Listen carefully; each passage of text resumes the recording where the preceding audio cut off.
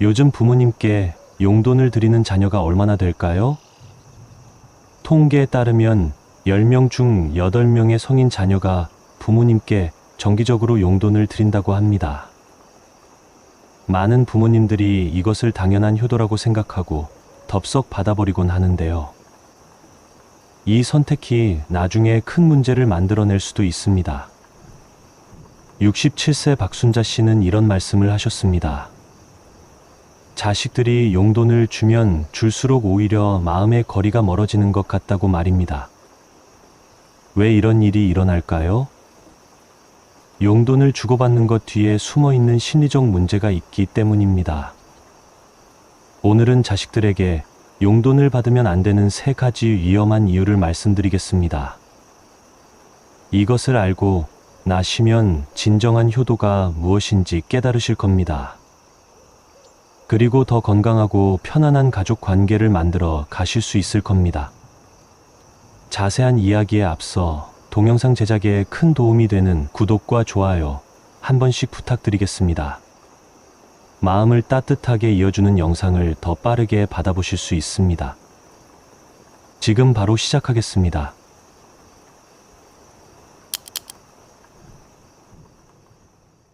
그런데 정말로 자식에게 용돈을 받는 것이 문제가 될 수 있을까요? 많은 분들이 의아해하실 겁니다.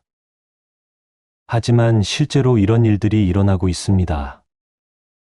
72세 김영숙 씨의 이야기부터 들려드리겠습니다. 김영숙 씨는 2 아들을 둔 어머니였습니다. 첫째 아들은 대기업에 다니고 둘째 아들은 자영업을 하고 있었습니다. 2 아들 모두 효자였습니다. 매달 50만 원씩 용돈을 갖다 드렸거든요. 김영숙 씨는 처음에는 정말 고마웠습니다. 평생 자식들을 위해 희생했는데 이제는 자식들이 보답하는구나 싶었습니다. 그런데 어느 날부터인가 이상한 일이 일어나기 시작했습니다. 아들들이 용돈을 가져올 때마다 이런 말을 하더군요. 엄마 돈 아껴 쓰세요. 이번 달은 좀 빠듯해서 용돈이 적어요. 엄마가 아프시면 병원비 많이 나올 텐데 걱정이에요. 처음에는 자식들이 걱정해주는 마음이라고 생각했습니다. 하지만 시간이 지날수록 김영숙 씨는 답답함을 느끼기 시작했습니다. 마트에서 장을 볼 때도 자꾸 가격을 따져보게 되었습니다. 예전에는 먹고 싶은 과일이 있으면 그냥 샀는데 말입니다. 이제는 아들들이 준 용돈으로 사는 거니까 아껴야 한다는 생각이 들었습니다. 친구들과 커피를 마실 때도 마음이 편하지 않았습니다. 이 돈도 자식들이 번 돈인데 이렇게 써도 될까 하는 생각이 들더군요. 더 심각한 문제는 따로 있었습니다. 아들들 앞에서 자유롭게 말을 할 수 없게 된 겁니다. 예전에는 아들들에게 이런저런 조언도 하고 잔소리도 했습니다. 하지만 용돈을 받기 시작하면서부터는 달라졌습니다. 아들이 늦게 들어와도 뭐라고 말하기가 어려웠습니다. 용돈을 받는 입장에서 잔소리를 할 자격이 있을까 싶었거든요. 첫째, 며느리와의 관계도 미묘하게 변했습니다. 며느리가 김영숙 씨에게 이런 말을 했습니다. 어머니 저희가 드리는 용돈으로 잘 지내고 계시죠? 혹시 부족한 건 없으세요? 겉으로는 걱정하는 말이었지만 김영숙 씨는 기분이 이상했습니다.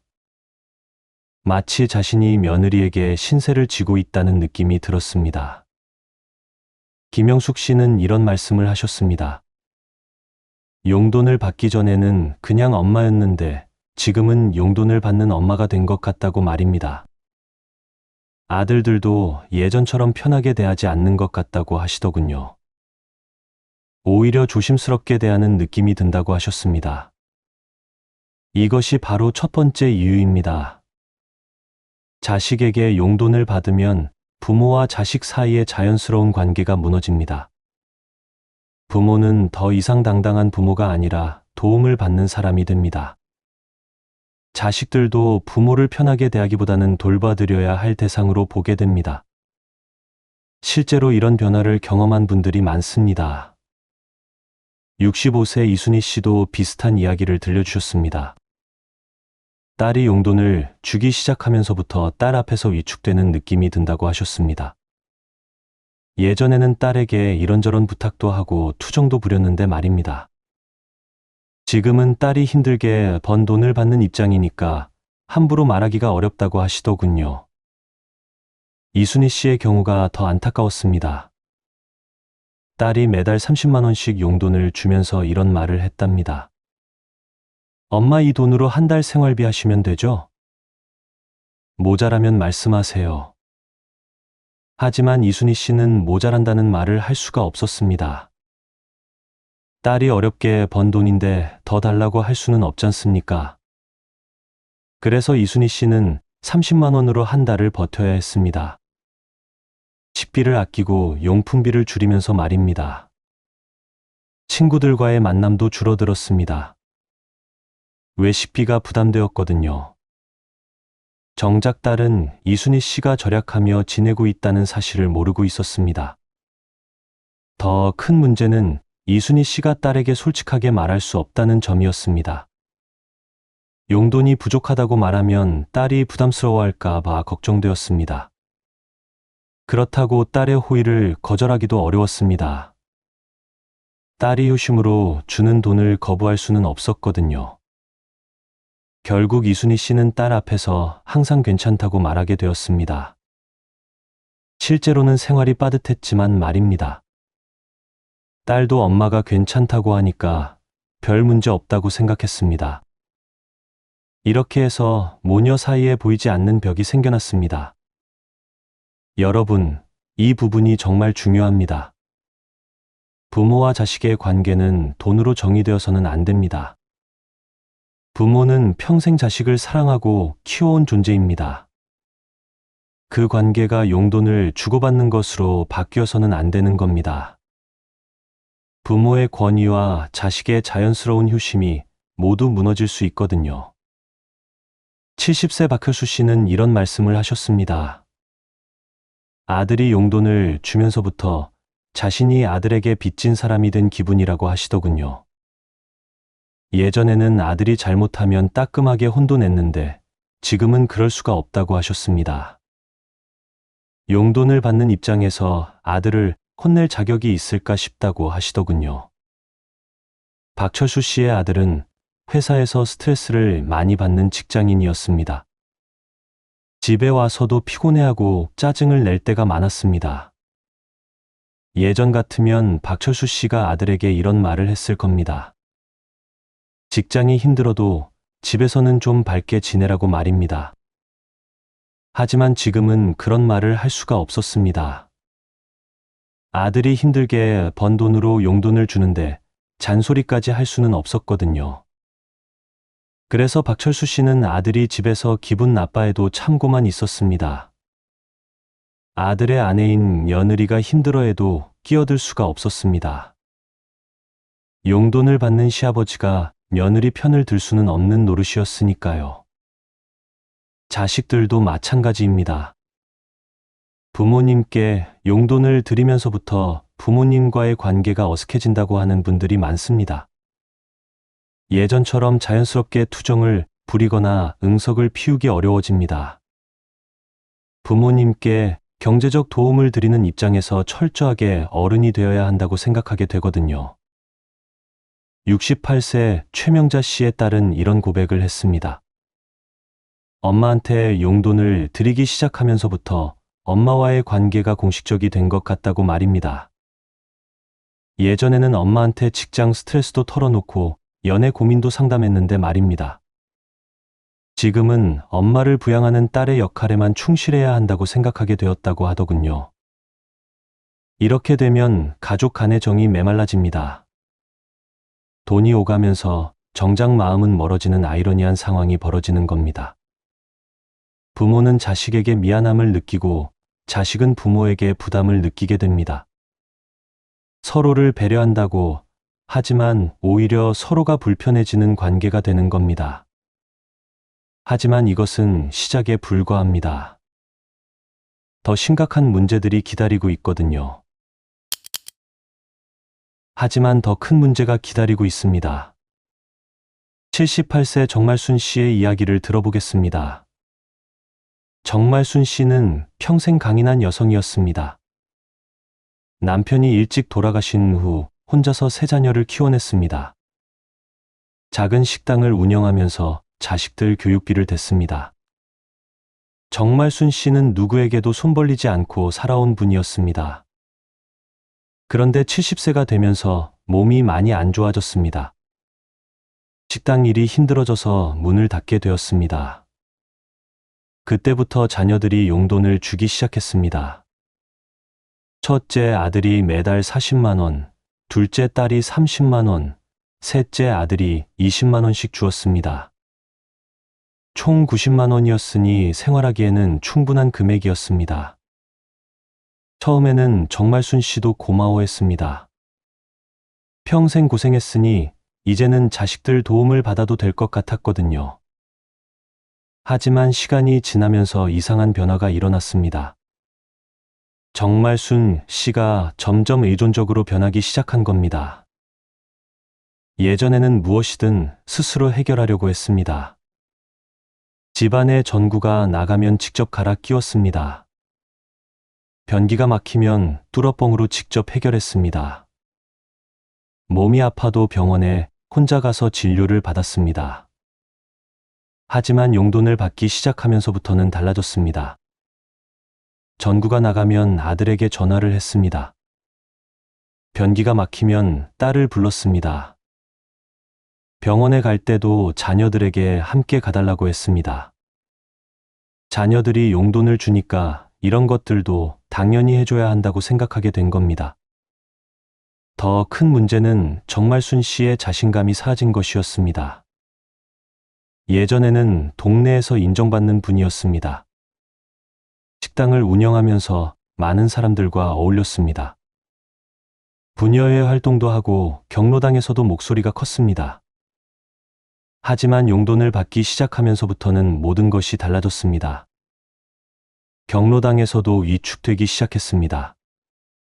다른 분들은 연금이나 임대 수입이 있는데 자신은 자식 용돈으로 사는 것 같아서 부끄러웠다고 하시더군요. 예전에는 동네 일에도 적극적으로 나섰는데 지금은 소극적이 되었습니다. 자식들한테 얹혀 사는 신세라고 생각하니까 당당하지 못했던 겁니다. 정말순 씨는 이런 말씀을 하셨습니다. 예전에는 내가 누군가를 도와주는 사람이었는데 지금은 도움받는 사람이 되었다고 하시더군요. 그 차이가 생각보다 크다고 말씀하셨습니다. 자존감이 많이 떨어졌다고 솔직하게 털어놓으셨습니다. 이런 변화는 건강에도 영향을 미쳤습니다. 정말순 씨는 점점 활동량이 줄어들었습니다. 예전에는 시장도 자주 가고 친구들도 만났는데 말입니다. 지금은 집에만 있는 시간이 늘어났습니다. 할 일이 없어지니까 자연스럽게 몸도 마음도 약해졌습니다. 69세 한복남 씨의 경우는 더욱 안타까웠습니다. 한복남 씨는 퇴직 후에도 아르바이트를 하면서 스스로 생활비를 벌어왔습니다. 경비 일을 하면서 한 달에 80만 원 정도 벌었습니다. 비록 많은 돈은 아니었지만 자립할 수 있는 금액이었습니다. 그런데 아들이 한복남 씨에게 이런 말을 했습니다. 아버지 이제 그만 일하시고 제가 용돈 드릴게요. 아버지 나이에 경비 일하시는 게 보기 안 좋아요. 아들은 효심에서 하는 말이었습니다. 하지만 한복남 씨에게는 큰 시련이 되었습니다. 아들이 매달 100만 원씩 용돈을 주었습니다. 경비 일을 할 때보다 더 많은 돈이었습니다. 하지만 한복남 씨는 행복하지 않았습니다. 일을 그만두면서 생활의 리듬이 완전히 무너졌거든요. 예전에는 새벽 6시에 일어나서 저녁 6시까지 일했습니다. 규칙적인 생활을 했고 동료들과 어울리기도 했습니다. 비록 힘든 일이었지만 사회의 일원이라는 느낌이 들었습니다. 하지만 일을 그만두고 나니까 하루 종일 할 일이 없었습니다. 한복남 씨는 점점 무기력해졌습니다. 아침에 일어날 이유가 없어졌습니다. 사람들과 만날 일도 줄어들었습니다. TV만 보면서 하루를 보내는 날이 많아졌습니다. 건강도 나빠지기 시작했습니다. 더 심각한 것은 한복남 씨의 정체성이 흔들린 것이었습니다. 예전에는 일하는 사람이었습니다. 비록 나이가 많아도 사회에 기여하는 사람이었습니다. 하지만 지금은 그냥 용돈 받는 아버지가 되어버렸습니다. 자신이 쓸모없는 사람이 된 것 같다고 하시더군요. 한복남 씨는 결국 아들에게 이런 말을 했습니다. 다시 일을 하고 싶다고 말입니다. 하지만 아들은 반대했습니다. 아버지가 일하시면 주변에서 뭐라고 할까봐 걱정된다고 했습니다. 아들이 불효자로 보일까봐 걱정했던 겁니다. 결국 한복남 씨는 아들 몰래 다른 일자리를 찾기 시작했습니다. 하지만 나이 때문에 쉽게 구해지지 않았습니다. 그렇다고 아들에게 솔직하게 말하기도 어려웠습니다. 아들의 효심을 거절하는 것 같아서 미안했거든요. 66세 송미경 씨의 이야기도 비슷합니다. 송미경 씨는 퇴직 후 작은 카페를 운영했습니다. 수익은 많지 않았지만 손님들과 이야기하는 것이 즐거웠습니다. 젊은 사람들이 와서 커피를 마시며 고민을 털어놓으면 조언도 해주었습니다. 송미경 씨에게는 소중한 일터였습니다. 그런데 딸이 카페를 그만두라고 했습니다. 나이가 많은데 장사하는 것이 힘들어 보인다고 했습니다. 대신 용돈을 주겠다고 약속했습니다. 딸의 마음을 알기에 송미경 씨는 카페를 정리했습니다. 하지만 카페를 그만둔 후 송미경 씨는 심각한 우울감에 빠졌습니다. 매일 갈 곳이 없어졌습니다. 만날 사람도 없어졌습니다. 예전에는 카페에서 젊은 손님들과 이야기하며 활력을 얻었는데 말입니다. 지금은 집에서 혼자 TV만 보는 날이 많아졌습니다. 송미경 씨는 이런 말씀을 하셨습니다. 돈보다 중요한 것이 있다는 걸 이제야 깨달았다고 하시더군요. 자신만의 일이 있고 만날 사람들이 있다는 것이 얼마나 소중한지 알게 되었다고 하셨습니다. 하지만 이미 카페를 정리한 후라 다시 시작하기 어려운 상황이었습니다. 71세 김태호 씨의 사례는 더욱 충격적이었습니다. 김태호 씨는 퇴직 후 동네에서 자전거 수리점을 운영했습니다. 하루벌이는 많지 않았지만 동네 사람들과 어울리는 재미가 있었습니다. 특히 아이들이 자전거를 가져오면 무료로 고쳐주기도 했습니다. 동네에서는 김태호 씨를 친근한 할아버지로 여겼습니다. 그런데 아들 부부가 이사를 오면서 상황이 바뀌었습니다. 아들 부부는 김태호 씨의 자전거 수리점을 못마땅해 했습니다. 아버지가 기술자 일을 하시는 게 체면이 깎인다고 생각했던 겁니다. 그래서 자전거 수리점을 그만두고 자신들이 용돈을 드리겠다고 했습니다. 김태호 씨는 처음에는 반대했습니다. 일하는 것이 즐겁다고 말씀하셨습니다. 하지만 며느리가 이런 말을 했습니다. 아버지가 자전거 수리점을 하시면 저희가 동네에서 어떻게 살겠어요? 남편 아버지가 그런 일을 하신다고 하면 사람들이 뭐라고 할까요? 결국 김태호 씨는 자전거 수리점을 정리했습니다. 아들 부부의 체면을 위해서였습니다. 대신 아들이 매달 80만 원씩 용돈을 주기 시작했습니다. 경제적으로는 이전보다 나아졌습니다. 하지만 김태호 씨의 삶은 완전히 달라졌습니다.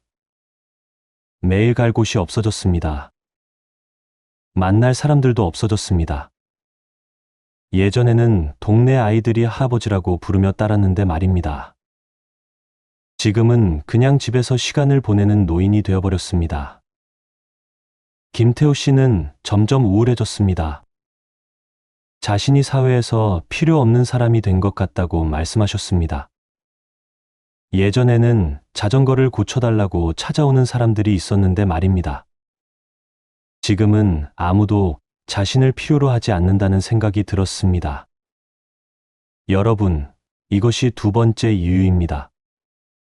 자식에게 용돈을 받으면 부모의 자립심과 존재감이 무너집니다. 부모는 단순히 용돈을 받는 사람이 아닙니다.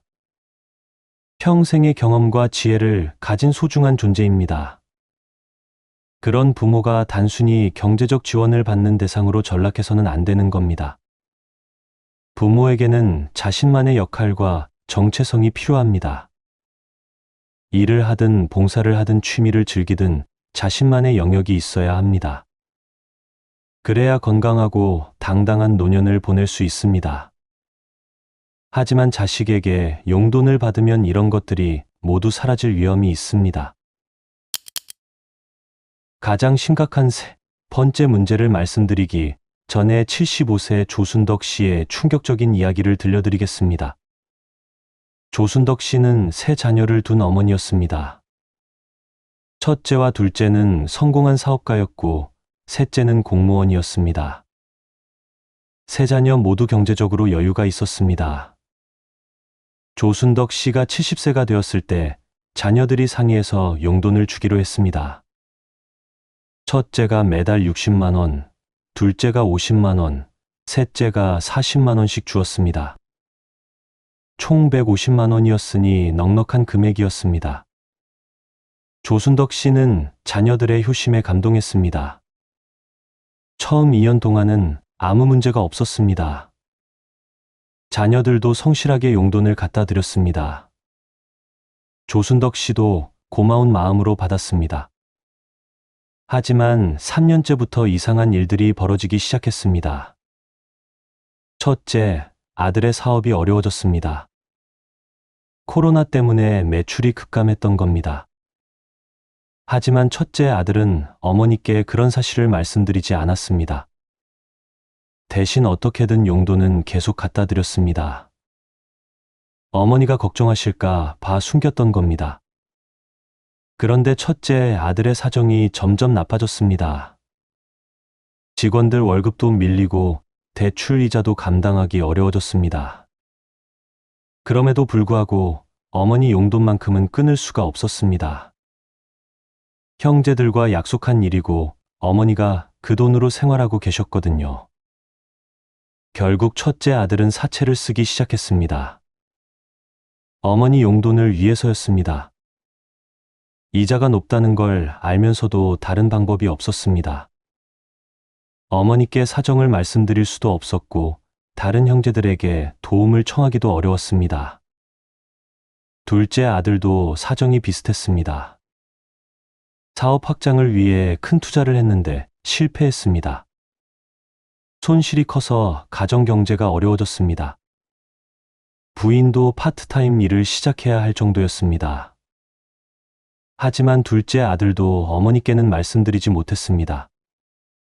형과 약속한 용돈을 끊을 수는 없었거든요. 그래서 아내 몰래 적금을 해지했습니다. 아이들 교육비로 모아둔 돈까지 어머니 용돈으로 쓰기 시작했습니다. 셋째 아들은 공무원이라 그나마 안정적이었습니다. 하지만 40만 원이라는 금액이 부담스러웠습니다. 공무원 월급으로는 자녀 교육비와 주택 대출금을 감당하기도 빠듯했거든요. 그래서 셋째 아들의 부인이 불만을 표하기 시작했습니다. 셋째 며느리는 이런 말을 했습니다. 시어머니가 굳이 그렇게 많은 용돈이 필요할까요? 형님들은 사업하니까 여유가 있겠지만 저희는 월급쟁이라 힘들어요. 셋째 아들은 부인과 어머니 사이에서 고민이 깊어졌습니다. 이런 상황이 2년 동안 계속되었습니다. 세 아들 모두 어머니께는 아무런 말씀을 드리지 않았습니다. 조순덕 씨는 자녀들이 모두 잘 살고 있다고 생각했습니다. 매달 성실하게 용돈을 갖다 주니까 사업도 잘 되고 생활도 여유로운 줄 알았습니다. 하지만 진실은 달랐습니다. 첫째 아들은 사채 이자 때문에 더욱 어려워졌습니다. 둘째 아들은 아내와의 갈등이 심해졌습니다. 셋째 아들은 부인의 불만 때문에 집안 분위기가 험악해졌습니다. 결국 폭발하는 날이 왔습니다. 셋째 며느리가 조순덕 씨에게 직접 말을 한 겁니다. 어머니, 저희가 드리는 용돈이 부담됩니다. 형님들은 여유가 있으시겠지만 저희는 정말 힘들어요. 좀 줄여주시면 안 될까요? 조순덕 씨는 깜짝 놀랐습니다. 자녀들이 어려운 상황인 줄 전혀 몰랐거든요. 그래서 급하게 새 아들을 불러서 이야기를 들어봤습니다. 그제서야 자녀들의 진짜 상황을 알게 되었습니다. 첫째 아들은 사채까지 써가며 용돈을 마련했다고 고백했습니다. 둘째 아들은 아이들 교육비까지 써가며 용돈을 줬다고 털어놓았습니다. 셋째 아들은 부인과의 갈등 때문에 집안이 불화라고 말했습니다. 조순덕 씨는 충격을 받았습니다. 자신을 위한 용돈 때문에 자녀들이 그렇게 고생하고 있었다니 말입니다. 더 충격적인 것은 자녀들이 2년 동안 그런 사실을 숨겨왔다는 점이었습니다. 어머니가 걱정할까 봐 말하지 못했던 겁니다. 조순덕 씨는 즉시 용돈을 거절했습니다. 하지만 이미 상처는 깊어진 상태였습니다. 첫째 아들은 사채 때문에 사업을 정리해야 하는 상황이었습니다. 둘째 아들 부부는 경제적 스트레스 때문에 관계가 나빠져 있었습니다. 셋째 아들 가정은 시어머니 용돈 때문에 불화가 생겨버렸습니다. 조순덕 씨는 이런 말씀을 하셨습니다. 용돈을 받지 않았으면 이런 일은 없었을 거라고 하시더군요. 자녀들이 각자 자신의 삶을 살아가면서 가끔 안부만 물어봐도 충분했을 거라고 말씀하셨습니다. 용돈 때문에 오히려 가족이 힘들어졌다고 후회하셨습니다. 68세 박금순 씨의 이야기도 비슷합니다. 박금순 씨에게는 두 딸이 있었습니다. 큰 딸은 의사이고 작은 딸은 변호사였습니다. 두 딸 모두 고소득 전문직이었습니다. 두 딸이 박금순 씨에게 매달 각각 80만 원씩 용돈을 주기로 했습니다. 총 160만 원이었으니 매우 넉넉한 금액이었습니다. 박금순 씨는 딸들의 효심에 감동했습니다. 주변 사람들도 박금순 씨를 부러워했습니다. 하지만 3년 후 문제가 생겼습니다. 큰딸이 의료사고로 큰 손해배상금을 물게 되었습니다. 작은 딸은 로펌을 차렸다가 실패해서 빚을 지게 되었습니다. 두 딸 모두 경제적으로 어려워진 겁니다. 하지만 딸들은 어머니께 말씀드리지 못했습니다. 어머니가 그 돈으로 생활하고 계시는데 갑자기 끊을 수는 없었거든요. 그래서 두 딸 모두 어떻게든 용돈은 계속 마련했습니다. 큰 딸은 집을 담보로 대출을 받았고 작은 딸은 친구들에게 돈을 빌렸습니다. 박금순 씨는 딸들의 사정을 전혀 모르고 있었습니다. 매달 용돈을 성실하게 갖다 주니까 딸들이 잘 살고 있다고 생각했습니다. 심지어 친구들에게 자랑하기도 했습니다. 딸들이 성공해서 어머니를 잘 모신다고 말입니다. 그런데 1년 후 진실이 밝혀졌습니다. 작은 딸의 남편이 박금순 씨에게 찾아와서 상황을 설명했습니다. 아내가 어머니 용돈 때문에 친구들에게까지 돈을 빌리고 있다고 말했습니다. 이제는 더 이상 감당할 수 없는 상황이라고 호소했습니다. 박금순 씨는 큰 충격을 받았습니다. 자신 때문에 딸이 그렇게 고생하고 있었다니 말입니다. 급하게 큰딸에게도 연락해서 상황을 물어봤습니다. 큰딸도 결국 사실을 털어놓았습니다. 박금순 씨는 즉시 용돈을 거절했습니다. 하지만 딸들은 이미 큰 빚을 지고 있었습니다. 큰딸은 집까지 담보로 잡혀 있어서 팔아야 하는 상황이었습니다. 작은 딸은 친구들과의 관계까지 나빠져 있었습니다. 박금순 씨는 이런 말씀을 하셨습니다. 용돈 때문에 딸들의 인생이 망가졌다고 하시더군요. 차라리 용돈을 받지 않고 딸들이 각자 자립해서 살아가는 게 나았을 거라고 후회하셨습니다. 어머니를 위한다고 하면서 정작 가족들이 모두 힘들어졌다고 말씀하셨습니다. 72세 김동철 씨의 경우는 더욱 심각했습니다. 김동철 씨에게는 아들 하나와 딸 둘이 있었습니다. 아들은 중소기업 사장이고 딸들은 각각 교사와 간호사였습니다. 세 자녀가 합의해서 매달 총 120만 원씩 용돈을 주기로 했습니다. 처음에는 세 자녀 모두 성실하게 용돈을 마련했습니다.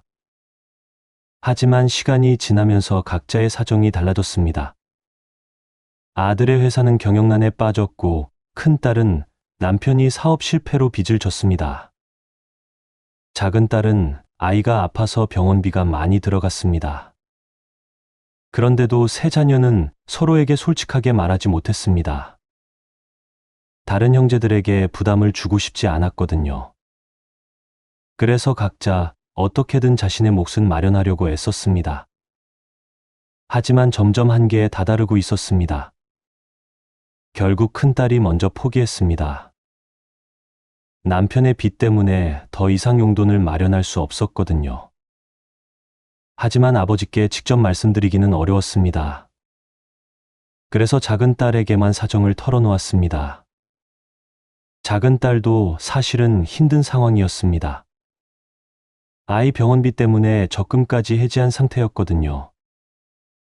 하지만 언니가 포기한다니까 자신이라도 더 해야 한다고 생각했습니다.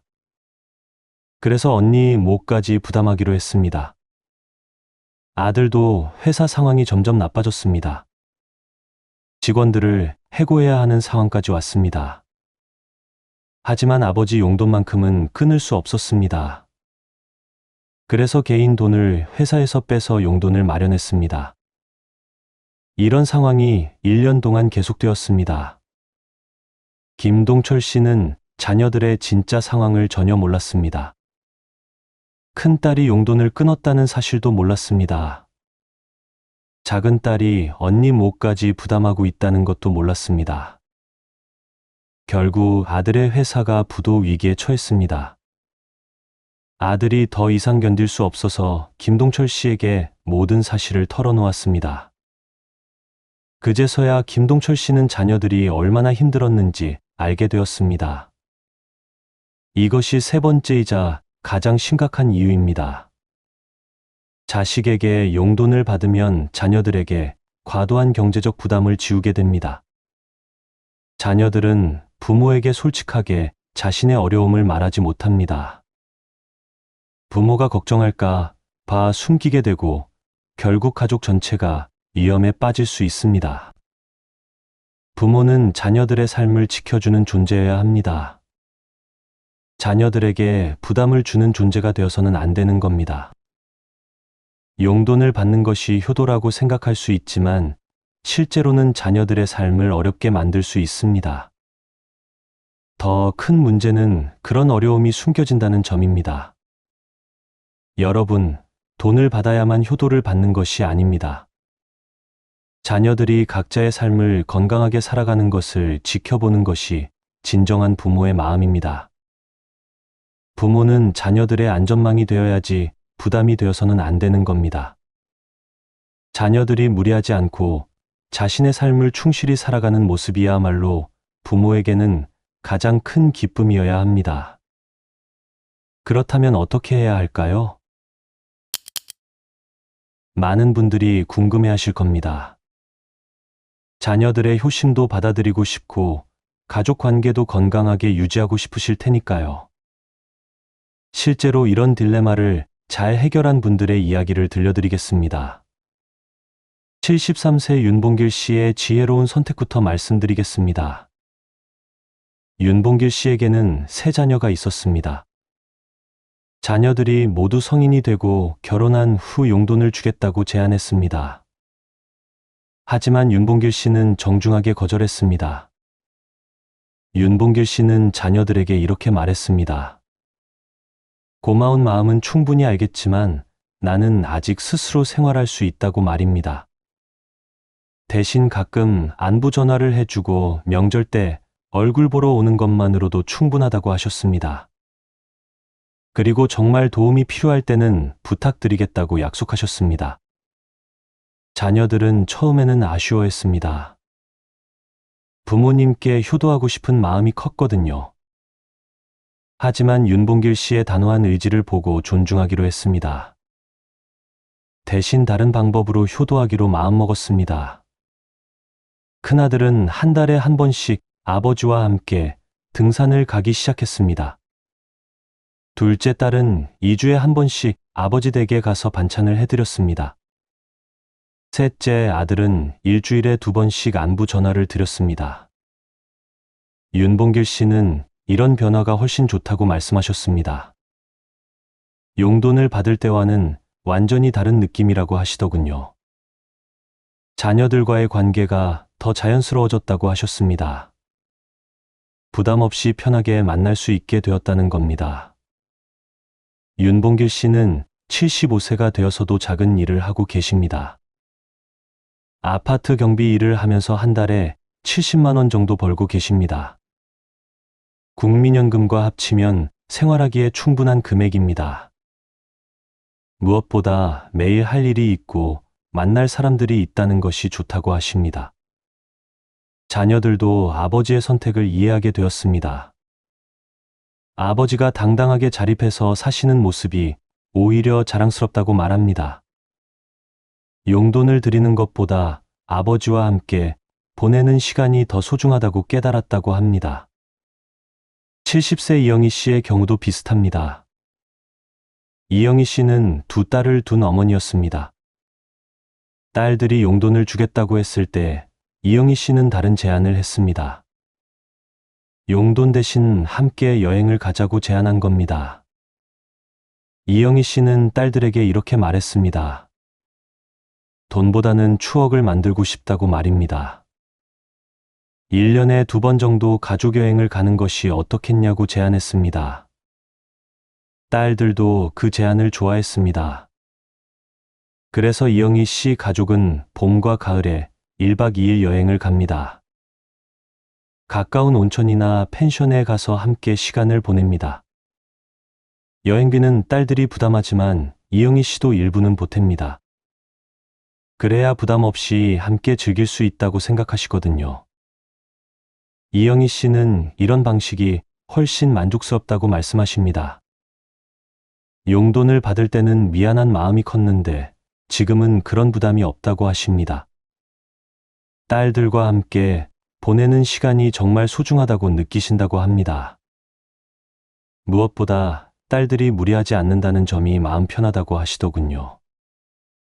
68세 박철호 씨는 더욱 적극적인 방법을 선택했습니다.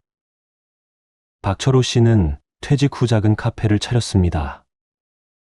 아들이 용돈을 주겠다고 했지만 박철호 씨는 거절했습니다. 대신 아들에게 카페 일을 도와달라고 부탁했습니다. 아들은 주말마다 아버지 카페에 와서 일손을 도와줍니다. 커피 머신을 닦거나 테이블을 정리하는 간단한 일들입니다. 박철호 씨는 아들에게 일당을 주려고 하지만 아들은 받지 않습니다. 대신 함께 일하면서 많은 이야기를 나눕니다. 박철호 씨는 이런 방식이 정말 좋다고 말씀하십니다. 아들과 함께 일하면서 서로를 더 잘 알게 되었다고 하십니다. 용돈을 받을 때와는 완전히 다른 관계가 되었다고 말씀하시더군요. 아버지와 아들이 동반자가 된 느낌이라고 하십니다. 74세 최순자 씨의 선택도 인상적이었습니다. 최순자 씨는 자녀들의 용돈 제안을 거절하고 대신 다른 제안을 했습니다. 손주들 교육비를 지원하겠다고 말씀하신 겁니다. 물론 무리하지 않는 선에서 말입니다. 최순자 씨는 평생 모아둔 적금이 좀 있었습니다. 그 돈으로 손주들 학원비를 일부 지원하기로 했습니다. 자녀들에게는 경제적 도움이 되고 최순자 씨에게는 보람이 되는 일이었습니다. 자녀들은 처음에는 어머니가 손주들까지 챙겨주신다며 감동했습니다. 하지만 최순자 씨는 무리하지 않는 선에서만 도움을 주었습니다. 본인 생활에 지장이 없는 범위에서만 지원했습니다. 그래서 누구에게도 부담이 되지 않았습니다. 최순자 씨는 이런 방식이 훨씬 의미 있다고 말씀하십니다. 용돈을 받는 것보다 손주들에게 도움을 주는 것이 더 보람차다고 하십니다. 자신이 누군가에게 도움이 되고 있다는 느낌이 좋다고 하시더군요. 65세 김명숙 씨는 아예 다른 접근을 했습니다. 김명숙 씨는 자녀들에게 용돈 대신 함께 봉사활동을 하자고 제안했습니다. 한 달에 한 번씩 가족이 함께 복지관에 가서 봉사하는 겁니다. 처음에는 자녀들이 어색해했습니다. 하지만 함께 봉사하면서 가족의 의미를 새롭게 깨달았다고 합니다. 어려운 이웃들을 도우면서 보람도 느끼고 가족에도 더 깊어졌습니다. 김명숙 씨는 이런 말씀을 하셨습니다. 용돈을 받는 것보다 함께 의미 있는 일을 하는 것이 훨씬 값지다고 하시더군요. 자녀들도 어머니와 함께 봉사하면서 더 많은 것을 배우게 되었다고 말합니다. 돈보다 소중한 가치를 함께 나누게 되었다는 겁니다. 69세 한국선 씨의 방법도 특별했습니다. 한국선 씨는 자녀들에게 용돈 대신 기술을 가르쳐 달라고 부탁했습니다. 스마트폰 사용법이나 컴퓨터 활용법 같은 것들 말입니다. 한국선 씨는 이런 말씀을 하셨습니다. 돈을 받는 것보다 새로운 것을 배우는 것이 더 즐겁다고 하시더군요. 자녀들도 어머니에게 뭔가를 가르쳐 드릴 수 있어서 뿌듯하다고 말합니다. 서로에게 도움이 되는 관계가 되었다는 겁니다. 한국선 씨는 이제 스마트폰으로 사진도 찍고 카카오톡도 합니다. 유튜브도 보고 온라인 쇼핑도 배웠습니다. 자녀들이 가르쳐준 덕분에 디지털 세상을 즐기게 되었다고 하십니다. 이런 것들이 용돈보다 훨씬 값진 선물이라고 말씀하시더군요. 71세 정미경 씨는 정기 모임을 제안했습니다. 용돈 대신 한 달에 한 번씩 가족 모임을 갖자고 한 겁니다. 자녀들이 돌아가면서 집에서 모임을 주최하는 방식입니다. 정미경 씨 가족은 매월 셋째 주 일요일에 모입니다. 간단한 식사를 함께하고 근황을 나누고 게임도 합니다. 때로는 함께 영화를 보기도 하고 산책을 하기도 합니다. 정미경 씨는 이런 모임이 정말 소중하다고 말씀하십니다. 온 가족이 모여서 함께 시간을 보내는 것이 돈보다 훨씬 값지다고 하십니다. 자녀들도 어머니와 정기적으로 만날 수 있어서 좋다고 말합니다. 바쁜 일상 속에서도 가족과의 시간을 꼭 만들게 되었다는 겁니다. 여러분, 이것이 진정한 해결 방법입니다. 용돈을 주고받는 관계가 아니라 서로를 배려하고 함께하는 관계로 발전시키는 겁니다. 돈보다 시간을, 물질보다 마음을 나누는 것이 진정한 가족의 모습입니다. 부모는 자녀에게 부담을 주지 않으면서도 사랑을 느낄 수 있어야 합니다. 자녀는 부모에게 무리하지 않으면서도 효도할 수 있어야 합니다. 그런 균형을 찾는 것이 건강한 가족 관계의 핵심입니다. 용돈 대신 관심을, 돈 대신 시간을 나누어 보세요. 그것이 모두에게 더 의미 있고 소중한 선물이 될 겁니다. 지금까지 자식에게 용돈을 받으면 안 되는 3가지 이유를 말씀드렸습니다. 첫째, 부모와 자식 사이의 자연스러운 관계가 무너집니다. 둘째, 부모의 자립심과 존재감이 사라집니다. 셋째, 자녀들에게 과도한 경제적 부담을 지우게 됩니다. 이 모든 것들이 결국 가족을 힘들게 만드는 결과를 가져옵니다. 선한 의도에서 시작된 일이지만 오히려 독이 될 수 있는 겁니다. 하지만 절망하지 마세요. 더 좋은 방법들이 있습니다. 용돈 대신 시간을 나누고 돈 대신 마음을 전하는 방법들 말입니다. 함께 여행을 가거나 정기적으로 만나는 것도 좋습니다. 봉사활동을 함께 하거나 새로운 것을 배우는 것도 의미가 있습니다. 무엇보다 서로에게 부담이 되지 않으면서도 사랑을 나눌 수 있는 방법들입니다. 여러분, 기억해 주세요. 진정한 효도는 돈으로 하는 것이 아닙니다. 부모를 걱정하고 아끼는 마음으로 하는 것입니다. 부모도 마찬가지입니다. 자녀에게 부담을 주지 않으면서도 사랑을 표현할 수 있어야 합니다. 자립할 수 있을 때까지는 스스로 해보는 게 좋습니다. 자녀들의 효심은 고맙게 받되 경제적 의존은 피하는 게 현명합니다. 그것이 모든 가족 구성원을 위한 최선의 선택입니다. 마지막으로 당부드리고 싶은 말씀이 있습니다. 만약 지금 자녀에게 용돈을 받고 계시다면 한번 깊이 생각해 보세요. 정말 그 돈이 필요한 상황인지, 자녀들이 무리하고 있지는 않은지 말입니다. 그리고 자녀 입장에서도 마찬가지입니다. 부모님께 용돈을 드리는 것이 정말 부모님을 위하는 일인지 생각해 보세요. 혹시 자신의 만족을 위한 것은 아닌지, 부모님께 부담을 드리는 것은 아닌지 돌아보세요. 가족은 서로를 지켜주는 존재입니다. 누군가 희생하고 누군가 혜택을 받는 관계가 아닙니다. 모두가 건강하고 행복할 수 있는 방법을 찾아야 합니다. 용돈보다 소중한 것들이 참 많습니다. 함께 웃을 수 있는 시간, 서로를 이해하는 마음, 걱정 없이 만날 수 있는 관계 말입니다. 이런 것들을 포기하면서까지 돈을 주고받을 필요는 없습니다. 여러분의 가정에 진정한 평화와 행복이 찾아오기를 바랍니다. 돈으로 얽매이지 않는 자유로운 가족 관계를 만들어 가시길 바랍니다. 서로를 부담스러워하지 않고 편안하게 사랑할 수 있는 그런 가족이 되시길 바랍니다. 오늘 이야기가 여러분께 작은 도움이라도 되었기를 바랍니다. 구독과 좋아요를 눌러주시면 더 많은 인생 지혜를 나눌 수 있습니다. 귀중한 시간을 내어 끝까지 함께해 주신 여러분께 진심으로 감사드립니다. 여러분의 하루하루가 따뜻하고 평안하길 바랍니다. 감사합니다.